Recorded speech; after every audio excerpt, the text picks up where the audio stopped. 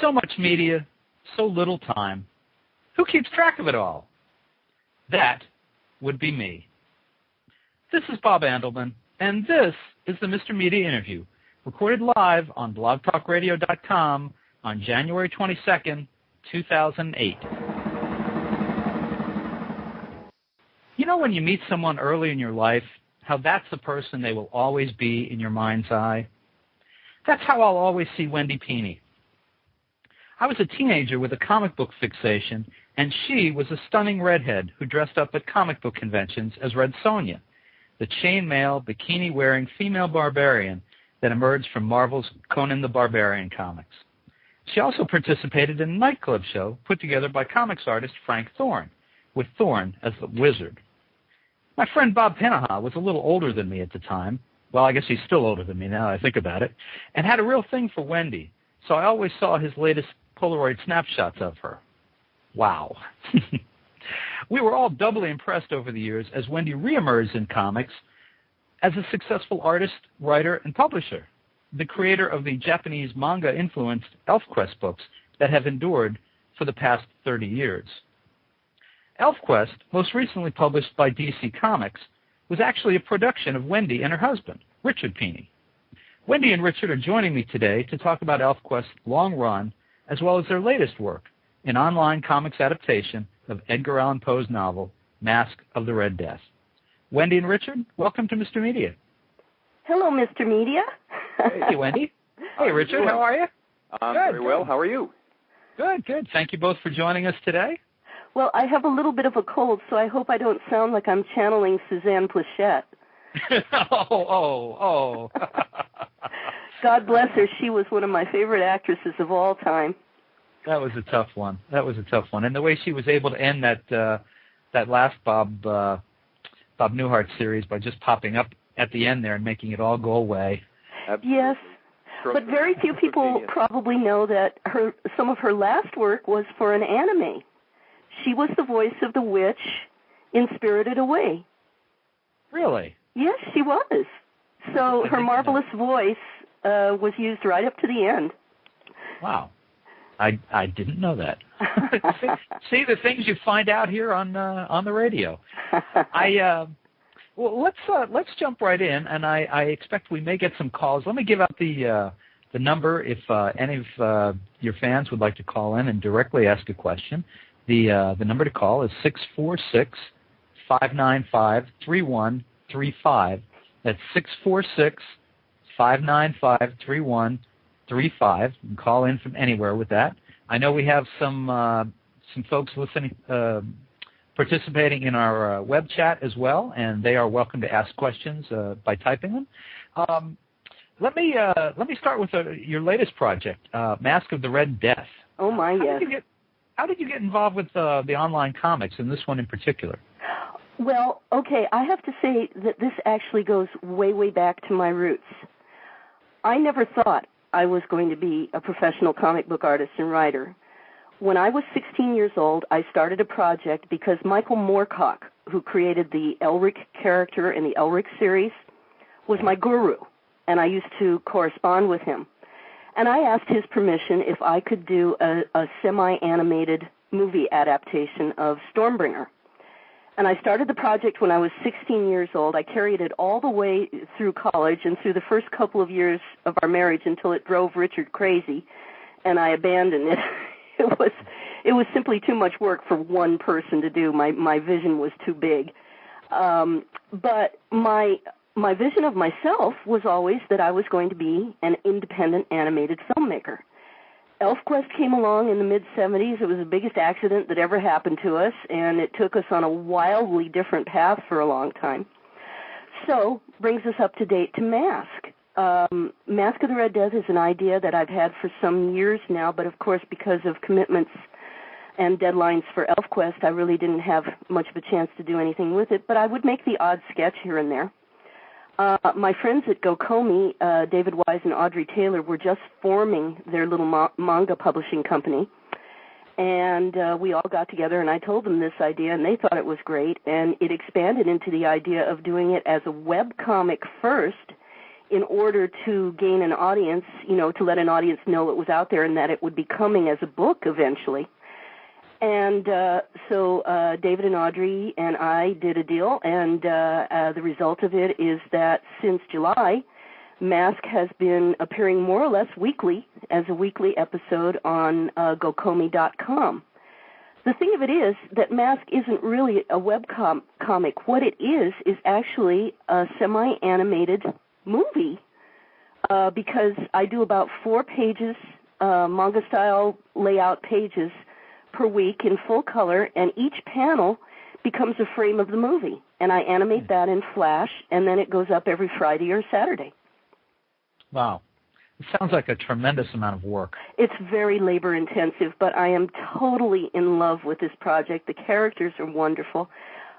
Basically, Poe's story, Masque of the Red Death, is just an 8-page mood piece. It's not really a novel. It's not even really a story per se, although it does have sort of a moral to the ending.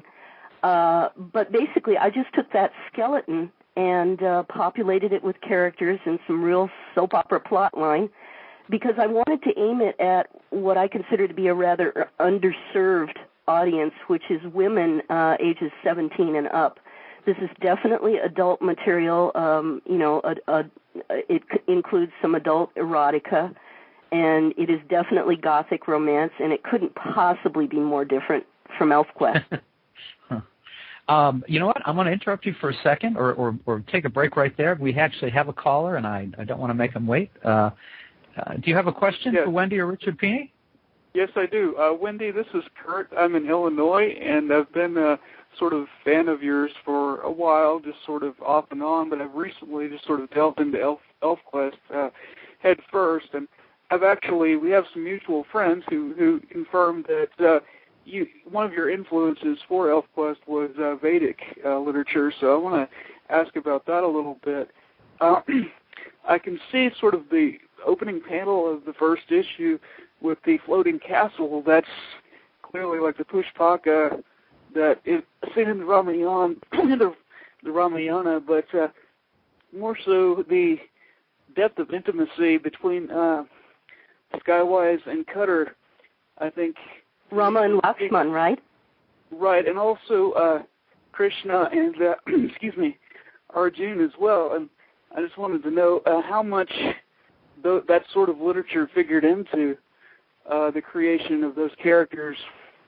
First of all, let me thank you for a wonderful, wonderful question. I read the Ramayana and the Bhagavad Gita when I was very young, and they did not overwhelm me. They just felt like fabulous stories, and they stayed with me. Excuse me. They stayed with me all my life, and I'm sure that images that I've come up with in Elfquest. Pardon me, this is my cold. I have to take a drink of water.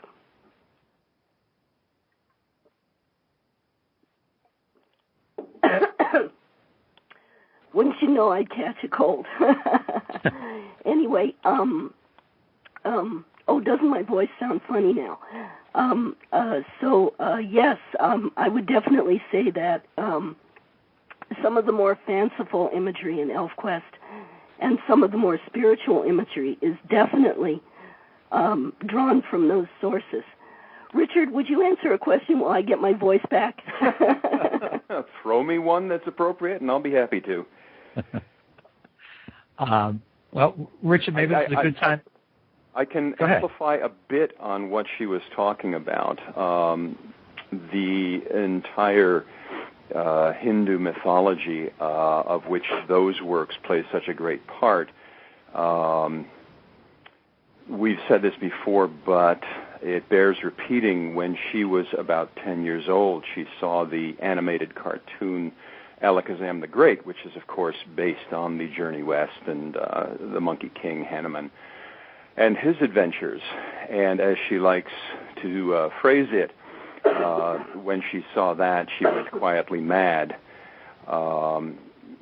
One, because it resonated with these works that she was reading, and two, because it was a feature-length animated cartoon that was not Disney, and told in such a spare but full style that it was one of the major pushes to her becoming the artist she is, and in the genesis of Elfquest. This may be entirely coincidental, but of course one of your characters is called Kavi, which in Sanskrit means poet. You know, I didn't know that. I know it means coffee in Swedish, but I didn't know Kavi meant poet. That's really amazing. Yes, it's actually in the Shastra. It says that one must be a poet, or in your case, a graphic artist, to become a guru or shaman, right? So it's pretty auspicious on your part, I suppose. There are no coincidences. No, there aren't. In fact, toward the end of the story, when the story of the palace is finally revealed, as I understand it, I used 4 images from the tarot: the bull, maybe it was also biblical. I'm not exactly sure, but it was like the bull, the eagle, the sun, and the chariot. And I wasn't even aware I was doing that. So sometimes I think a lot of this stuff is channeled, and actually, when you think about fantasy is a work of the imagination, but what is the imagination other than getting closer and closer to your own soul, the own internal workings of yourself? And you draw upon what's inside you to tell the story, and that's what makes fantasy very universal, fantasy and myth. Well, Kurt, did that answer your question? Yes, it did, and I look forward to whatever the Pinis have coming next as far as Elfquest. And even though they're not with DC anymore, I pity the loss of the archive editions. But I look forward to more Elfquest. And thank you all very much. Thank you for calling. We appreciate it. That was a lovely question. As to the archive editions, there may not be a loss there. I think we're actually going to try and work something out to keep them going. That'll be good. Well, let's come back to Masque. I wanted to get the calls in because I know people sometimes don't like to stay on hold very long. How close are you hewing to the original Poe material? Absolutely. The story is there. Basically, it's the story of a nobleman who retreats from the world, thinking he's superior to the rest of humanity, which is in the grip of a terrible epidemic, and he takes 1,000 of his cronies, and they hole up in a castle, and they party, and they debauch, and they they have a very perverted lifestyle, and yet in the end, death, the Red Death, claims them all, and the moral of the story is you know, no matter how superior you think you are, you can't run away from the world. So the lead character is Prince Prospero, and I have changed this character into a young man named Anton Prince Prosper, and in his case, Prince is sort of a nickname like they call Donald Trump the Donald. And he's fabulously wealthy, and he retreats to the island of Penumbra, and very much his experiences in life follow the story of Prospero and the end he comes to. And again, you sort of touched on this, but you spent 30 years developing your own material with Elfquest. Why do you want to adapt someone else's? Why not just keep creating original material? Well, 2 reasons. Don't forget, my very first project was an adaptation, which was Michael Moorcock's Stormbringer, and I was deeply inspired by his works, and I've been a Poe lover. I love dark Gothic romance, and always have. And the fact that the characters in my version of Masque of the Red Death are all new, they have nothing to do with the very sketchy portrait that Poe painted of his one character, Prospero. These are all brand new characters. The plot line is new, and it actually takes the story into a science fictional direction. This takes place on a futuristic world, what appears to be a utopian world, but underneath there's a lot of decadence and decay. It's not a case of using really somebody else's. Poe's story is 8 pages, and it's got some wonderful descriptions, but that's it. It is almost a floor plan of the castle, but very little action. Mm-hmm. So it was a great, huge, empty bucket into which Wendy could pour lots and lots and lots of new ideas. Yes, and actually the recognition factor of Poe is wonderful because I was at an anime convention about 3 years ago when I was first thinking of trying out the idea of Masque of the Red Death with Gokomi. And I ran the idea past some manga and anime fans at this convention, and I said, what do you guys think of the idea of an adaptation of Poe's Masque of the Red Death? And they all squealed with delight because the recognition factor of Poe is very high. Hello? Hello? I'm here. Where's he? I don't know. I hope we're not having a please stand by moment. He may, I don't know, does he do commercials? I really don't know. I think he would say something. Well, if anybody's listening, we're still here. Do you think we should hang up and call again? I'm beginning to wonder if that wouldn't be something to try. So why don't we go ahead and do that? Okay, both of us at the same time? Are you still there? Oh, yeah. We were just wondering. I am so sorry. I apparently Skyped out in the middle of what you were saying. So I have no idea what's going on in my absence. I apologize, and I'll blame it on new technology. I don't know what else to say. Well, I don't know if the listeners could hear Richard and me going, gee, do you think we should hang up and try again? I will guess that they heard everything you said. Oh, boy. If you were the only one missing, then, yes, they heard a little dialogue. They heard all of our answers, and they heard us wondering whether we should call back, and you jumped in just in time. I am so sorry. Just when I think I've got all the bugs figured out, they reel you back in. Let's keep going with Masque of the Red Death. Yes. You mentioned before we were so rudely interrupted by Skype that Masque has that it's mature and you've got warnings on it. So who is the audience? Who should be watching this, and really who shouldn't? Hello. Okay, Bob. It looks like you Skyped out again, but I will go ahead and answer that. Can you not hear me at all? Oh, there you are. There you are. Okay. Yes, I can hear you now. Shall I go ahead? Yes, please. I'm sorry. All right. As I said, initially the audience that we wanted to aim Masque at was the audience of young women ages 17 and up. This kind of gothic romance is very, very popular with that age group, and if you throw in erotica, and particularly gay erotica, which is called, by the Japanese, it's a strange word, it's called yaoi. And it is not graphic, it is not crude or anything like that, it's more romantic.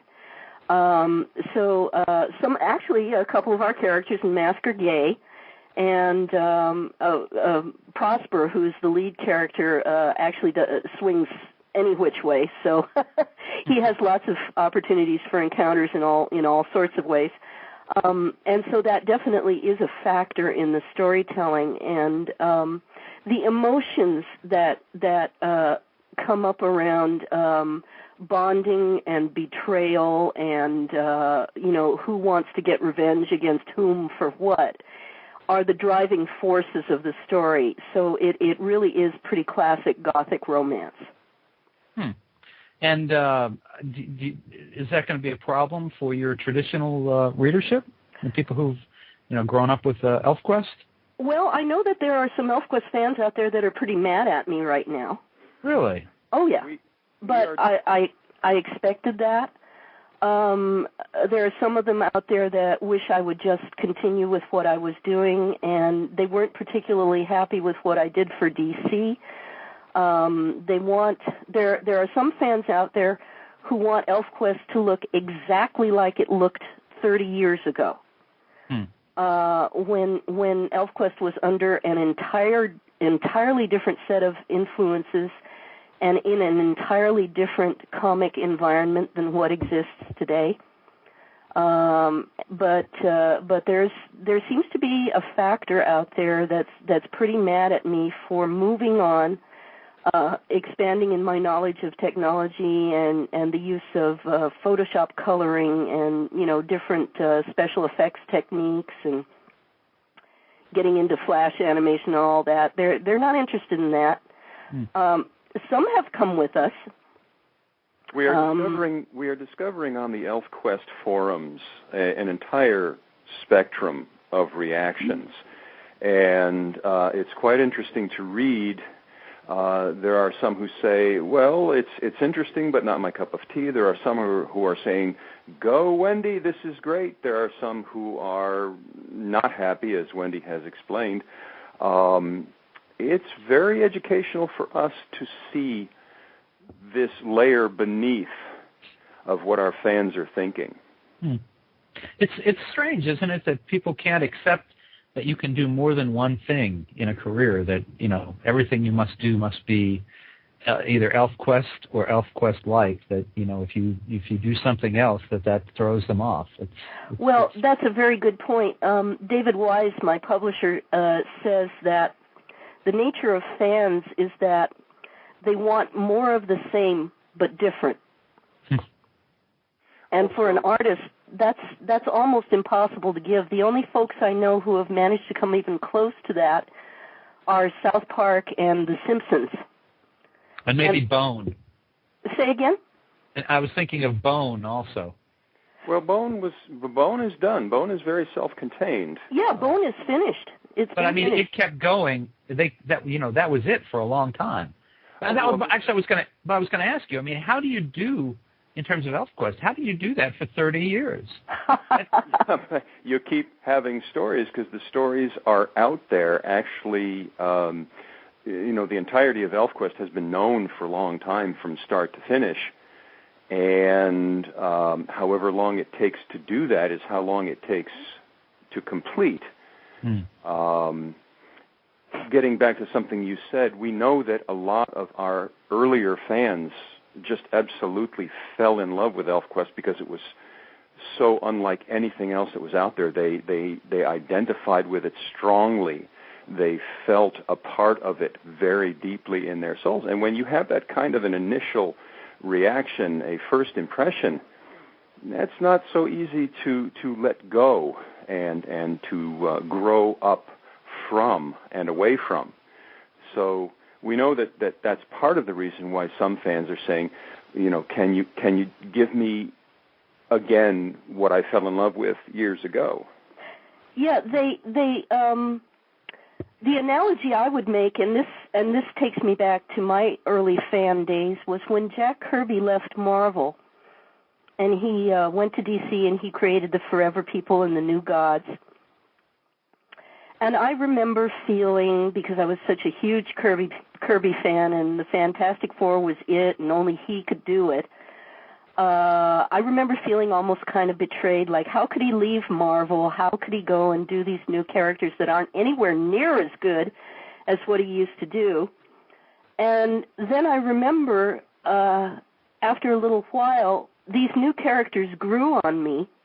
And quite frankly, I would give anything for Jack to still be around and giving us more of the Forever People and the New Gods, because that material was absolutely great. And it took a little while to open the mind and say, okay, this is the direction he wants to go now. Let's take the ride with him. Well, let me give out our phone number again in case there's someone waiting to call in. It is 646-595-3135. It's probably up on your screen if you're listening on the internet live right now. 646-595-3135. Doing comics online or doing animation as you're doing it, it's very appealing, of course, because you get that instant distribution and instant gratification. But the financial model is a little iffy, isn't it? Well, You see, because the elves have been very, very good to us, Richard and I are in a position right now where we can work because we want to, not because we have to. And it was because of that precisely that I was able to make the kind of arrangement with GoComi that I did. The webcomic is simply out there at the moment to attract readers and to let them know that the book is coming. Masque is actually going to be 3 books. It's going to be 3 slightly larger than average manga volumes in full color. Each volume is going to be 160 pages long, and the first one will be released in October. Wow. So having the webcomic up and generating the buzz is like having free advertisement every day for it. Not only that, we are both learning a lot more about what goes into the making of webcomics, the technical side, than I think either of us would ever have learned not being involved in this. Wendy is becoming quite facile with Flash.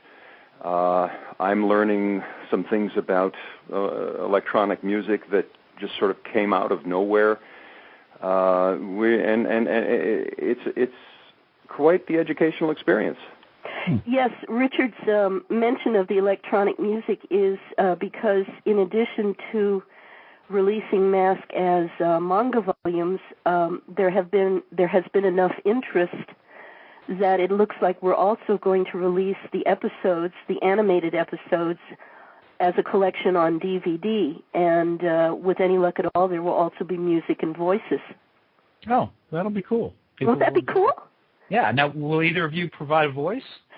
Well, at this stage of the game, we're just experimenting with who's going to provide music. And Richard just experimented with scoring episode 1, and he did a fantastic job. So it looks like at least that problem might be solved. As to the voices, that's something that we're discussing, but we don't know exactly which direction we'll go with that. Okay. Well, let's change topics a little bit and go back in time. How and when did the two of you meet? Richard, take it away. This is apocryphal. In the late 1960s, I was in my first year in college and very much the comic geek and collector. And I was reading an early issue of the original run of Silver Surfer. And back then, they had actual letters pages with actual mailed-in letters. The Internet and email did not exist. And in this issue of the Silver Surfer was a letter by one Wendy Fletcher living out in California. I was going to college in Massachusetts. And it was a very, very prescient letter. It was very sensitive and very compassionate, and I really liked what it said. I also appreciated the fact that it was written by a female.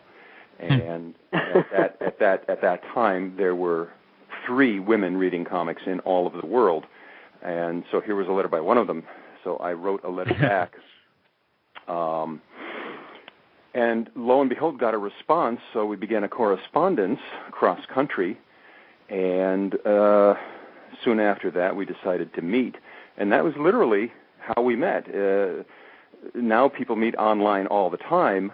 And there are websites dedicated to making that happen. But back in the late 1960s, this was a very, very rare thing. I guess those 3 women would have been Wendy, Maggie Thompson, and Trina Robbins. Possibly. And how does the working relationship between the two of you work? I mean, who does what?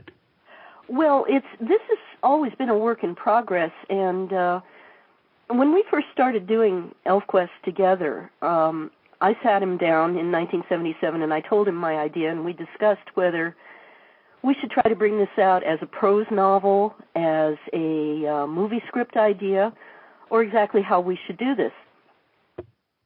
And we landed on the idea of doing it as a comic simply because we could combine the visuals and the writing, which were both very strong. And Richard just taught himself by the seat of the pants how to be a comic book publisher. We actually both taught ourselves as we went.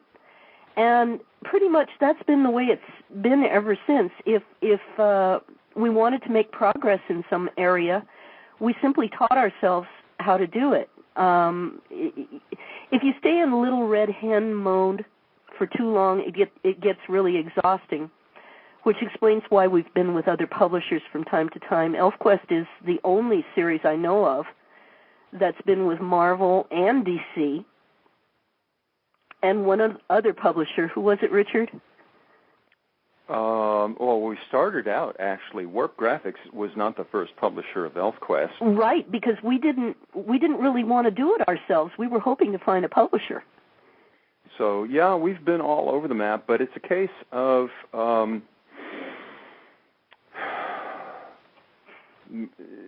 Elfquest is so robust that it works well in many, many different formats and many different media. So we've done a fair piece of licensing over the years. All we require is that whatever somebody wants to do with Elfquest, they do it well and faithfully, and we're pretty happy. Yeah. But is there a simple divide between duties? I mean, it sounds like, and you'll correct me if I'm wrong, it sounds like, Wendy, you're the creative half of the team, and Richard, you're the business half.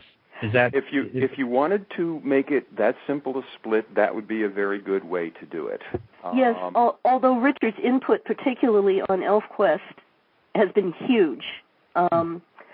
We did what we always have done, what we call talking story, which is before any new episode of Elfquest came up. We would talk the story thoroughly through, then I would write the script, Richard would edit the script. So he certainly has filled the role of editor and story editor just from the inception. And he occasionally helps me with Masque, too, particularly on scientific queries that I have. You know, I might call him and say, would this work? Most of the science in Masque of the Red Death is bolognium. But Bolognium? Bolognium, yes. But if you can make it convincing bolognium... and I'm real good at that. Richard is great at bolognium. 4 years well, Richard, at MIT, and I can sling the bull with the best of them.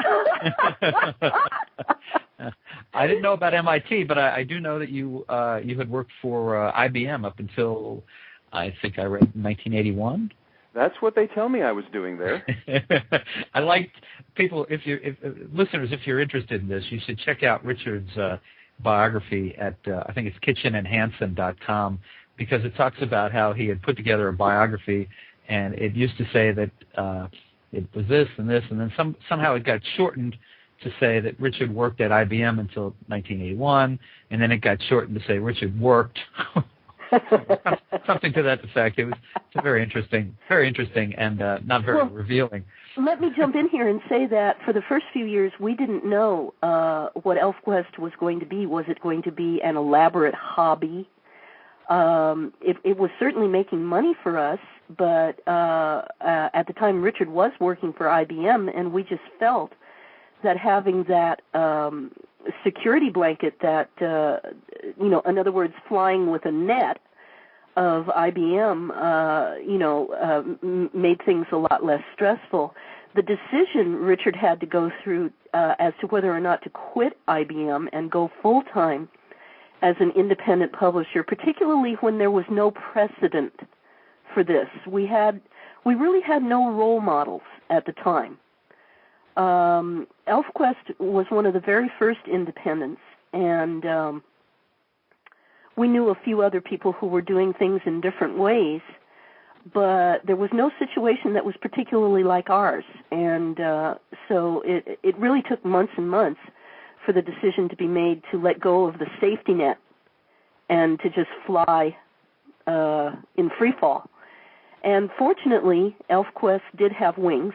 And how many flying metaphors am I piling up here? So, we were very lucky in that regard. For the classic quest, which is covered by the first 4 volumes, the sales just kept going up and up and up and up to the point where around about issue 18, we were selling 100,000 copies. We were selling as much as X-Men at the time. Yeah, this was at a time when a real hot-selling Marvel title might be selling 200,000. So we were, with our little piddly independent company, on up there in the same atmosphere with the heavy hitters from Marvel and DC, which in the independent market of that day was completely unheard of. Well, and given the rough start we had, because Elfquest, as you pointed out in the very beginning of the interview, was manga-influenced. It took Overstreet about 3 years to even acknowledge Elfquest as a comic book. It was written and drawn by a woman. It was magazine size. It was black and white. It was drawn in this weird style that nobody had ever seen before. And there was a certain amount of resistance and hostility to it from the more traditional comics community. I mean, it had everything wrong with it that a comic could have, and I suppose that's probably why it did so well. Wendy, when we spoke, I guess a few days ago, maybe a week ago, you had said that Elfquest was a big accident. Yes. Is that what you're talking about? We had no idea when we first started it that it would take us on the journey that it's taken us on, that the journey would last 30 years, that these characters would become as dear to us as our own children, that we would have so many experiences, particularly learning experiences in the entertainment industry. Elfquest has been the most enlarging and enlightening thing that I can ever imagine that could happen to anybody, and I have been one lucky girl, because throughout it all, no matter what kind of deal we did that went awry, and there have been many, oh my God, Elfquest always stayed in our hands, and we were always able to have control over it and do pretty much exactly what we wanted to with it. That's great. Now, on the property's 25th anniversary, the two of you signed a major distribution deal with DC Comics. What did you expect from that at the time, and how did it work out in reality? Richard? Ooh. Yeah, well, the year before we signed that contract, we sat down with some of the high-ups at DC at the San Diego Comic-Con. We had a wonderful conversation around the big table. There were several of us there, Wendy and I and our agents and the DC folks. And the sky was the limit. We talked about a publishing program. We talked about merchandising programs. We talked about media programs, the possibility of movies or television or whatever. It was a great conversation, and when we signed the contract, which happened coincidentally on the exact day of the 25th anniversary, and we had a 24-hour online chat room going so that fans all over the world could participate. We were riding high. We were feeling very, very buzzed. In retrospect, 5 years later, I think it is fair to say that we have been very, very happy with the quality of the publications that DC put out for us. The archives, there are 4 of them. There's a dozen plus volumes of manga adaptation. There are some new works that Wendy did that are absolutely superb in the quality. And no complaints at all there. Where we might raise an eyebrow would be at how DC approached the marketing of the books. They're spectacular, but not a whole lot of people knew that they were out. Yes, I think basically what it was is that in the end, and part of it was that DC went through 3 different marketing departments while we were with them. A complete rotation of new people each time. So each marketing department had to have Elfquest explained to it, and each marketing department didn't get it. While they wanted to break into the now fabulously hot manga market that's out there, manga and anime, just couldn't possibly be hotter right now, and they wanted to ride that bandwagon. And they felt that initially that Elfquest was the way to do it. They simply didn't know who the audience was or how to market to it, and so they kept trying to market it to the traditional superhero audience, which was never interested in Elfquest to begin with. And manga has nothing to do with superheroes, really. Absolutely not. Japanese comics have very little to do with superheroes. So they didn't know that, and the merchandising and the media stuff just really never got off the ground with them for reasons which, we'll never know, and we've moved on. Was this a case of the creative people acquired a property that they were interested in and turned it over to the marketing people who just didn't know and didn't care? It seems that somebody dropped the ball somewhere. We're not pointing fingers, and once again, I rush to say that we are thrilled with the quality of the material that was published.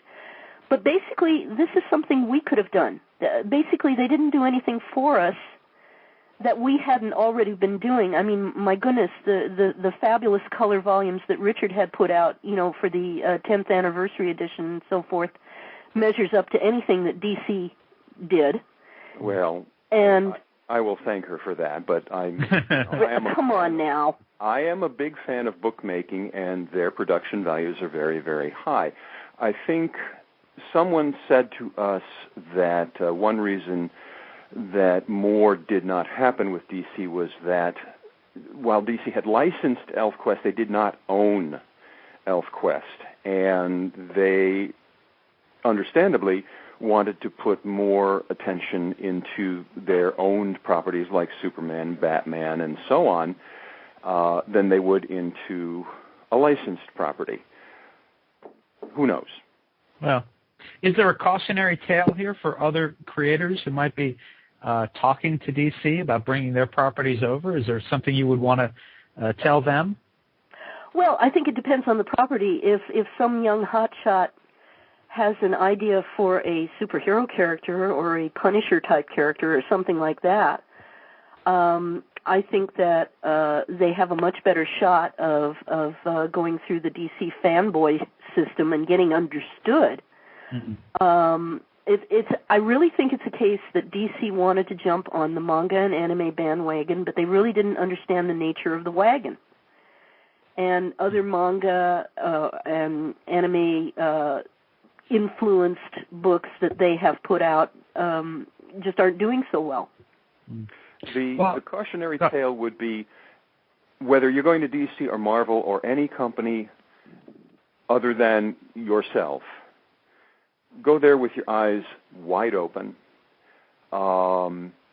Make sure you understand what the deal is, and then decide what you want to do, and having made the decision, live with it and be happy with it, because you made the decision out of knowledge and not ignorance.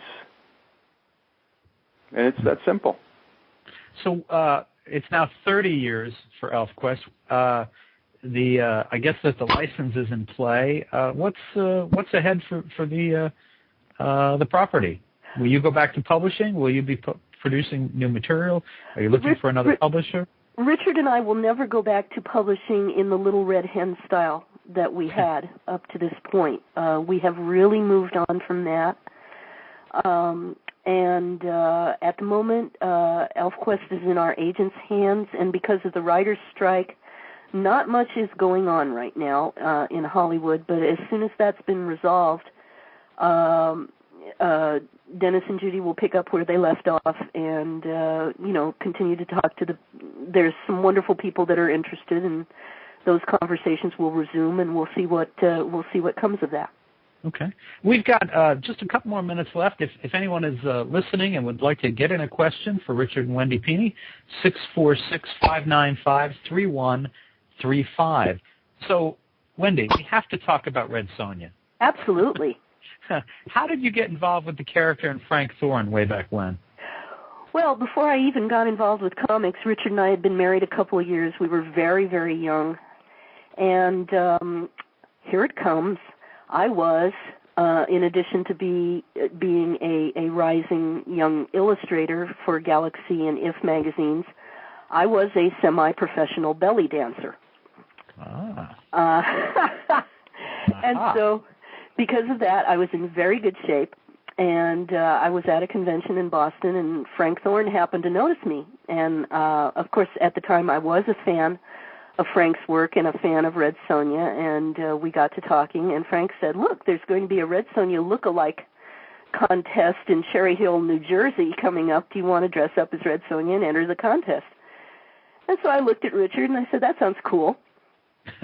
And Richard helped me by going to a factory and finding 500 solid steel quarter-sized discs in which he drilled holes, and I made the chainmail bikini out of that. So during the contest, I was the only Red Sonja that clanked. So it sounded like real armor. That costume weighs 10, 15 pounds?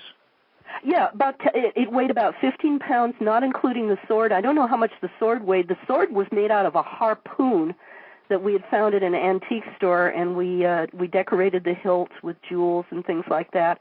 So every bit of me was just about as authentic metallic-wise as it could get. Most of the other girls were wearing the plastic belly dancing bangles, which look fine, but they don't clank. Oh, my goodness. And so... I mean, and she won. And she won, all right. How did you get up the courage to wear that little metal bikini? Well, first of all, when you wear a belly dancing costume, you're wearing, the only thing that's more than the bikini is the skirt, and the skirt isn't much to speak of, so I was used to that. And again, I was built like a greyhound at the time and very, very body confident, and I was also a dancer. I had had stage training, so I included my acting abilities and my dancing abilities, and Frank and I formed a kind of I guess you could call it almost like a touring vaudeville show. And, we would appear on stage, and there would be monologues, and there would be dancing, and there would be music, and Richard did all our special effects for us. And there was a monster that I fought on stage that was animated in slide form, and for the time, it was quite a special effects spectacular. And Richard, I have to ask, was that difficult for you? I mean, you obviously participated, but was that difficult for you as a young married guy to see your wife, exposed and dressed up? And, obviously, I know from firsthand experience with my friend Bob, the fanboys were very taken with Wendy. It was a little bit of a mixed bag. There was a frisson of, okay, fella, keep your distance. But mostly it was, I've always enjoyed being the facilitator, the spear carrier, the one who works behind, pay no attention to that man behind the curtain kind of guy. So I got to watch all of this, and your question about, to Wendy about where'd you get the nerve or how'd you do this dressing up in that skimpy thing. She was channeling Sonja when she did those shows, and she was more than capable of taking that sword and sticking it close to a guy's ego if he got too close. I was going to jump in here and say it may surprise you to hear that I really didn't get overtly flirted with a lot. Of course, they were fanboys. It's all in their head. Yeah. The guys would stay, they'd stay about 4 feet away and take pictures. Richard was the one that got the groupies. Really? And, the little girls in hot pants who kind of want to flutter around a star, Richard. But me with that sword and that armor, everybody kind of kept their distance because I did portray the character accurately, and she was very hostile to men, and she was just a kind of an angry little character.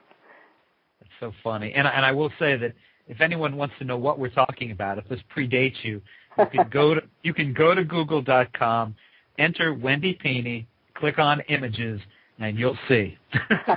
And there's a picture. I noticed that there's a picture of you from the Mike Douglas show appearing. Yes. Right? That was during one of the conventions at which Wendy and Frank Thorne did the stage show. I have a wonderful story to tell you about that because we missed Mark Hamill and Carrie Fisher by one day. They were the guests on the previous day. So we went in there with kind of like an oh darn attitude because, Star Wars was just out. And we were dying to meet them. So the guests for that day were Jamie Farr, General Westmoreland, and Phil Seuling, of course, if you remember Phil, and he was on as a comic book expert and also to tout the convention that was in town. So Mike Douglas asked Phil if there was a costumed hero that could come on the show. And Phil decided he would play a trick on Mike and he said, sure, we'll bring a superhero. So Mike thought he was going to get Captain America.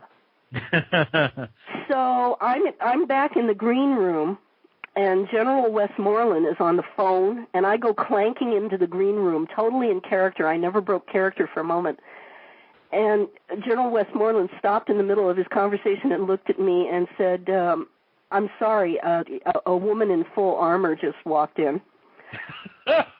And he hung up the phone, and he came over to me, and he said, I didn't realize we were at war. Oh, yeah, the other guest was Fabian. You remember Fabian? I'm afraid I do, yeah. The guy with the big pompadour. Yeah, well, even back then, he was like a caricature of himself, So he just kind of stood there, sort of looking me up and down. I don't think he knew what to make of the sword. That's so funny. So comes time to come out, Mike Douglas goes, may we have our superhero, please? And I go smashing out of the green doors, walking past the cameras. The audience goes absolutely berserk because I was the last thing they were expecting. And I went right up to Jamie Farr, and I grabbed the front of his shirt and put the sword up to him, and he goes, you're Red Sonja, aren't you? And, the camera cut to a commercial. And after that, I came to find out that Mike Douglas was really pissed off because he thought that the costume was way too racy for the typical Mike Douglas audience. That was probably true. That's funny.